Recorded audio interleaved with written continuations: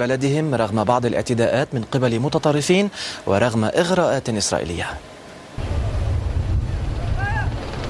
الملاح أو هكذا يطلق على حي اليهود المغاربة الذي يتواجد قسم كبير منهم في أهم المناطق المغربية كمكناس ومراكش والصويرة والدار البيضاء وغيرها.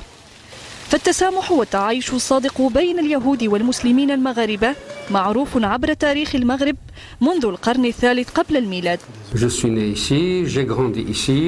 لقد ولدت وكبرت في المغرب، إنه بلد أبائي وأجدادي، لدينا تقاليد وعادات مغربية يهودية وأنا فخور بذلك.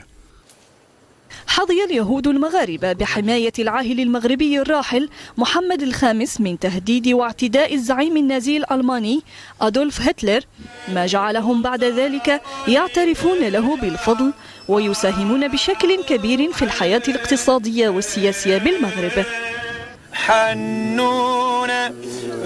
كما منح النظام الملكي المغربي إمكانية عودة اليهود المغاربة من إسرائيل إلى بلدهم الأم متى شاءوا، واستعادة الجنسية المغربية وعدم إسقاطها لمن هاجر إلى إسرائيل.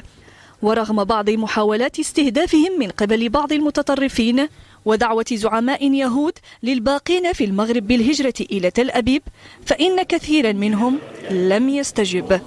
أما اليهود في المغرب حقيقة اللي بقاو بعد 50 عام الأخيرة، معناه هذا عطاو برهان على تعلق ديالهم بهذا الوطن، هذا الوطن اللي ما مستعدين شيء يبيعوه ولا يسمحوا فيه بعد 2000 عام.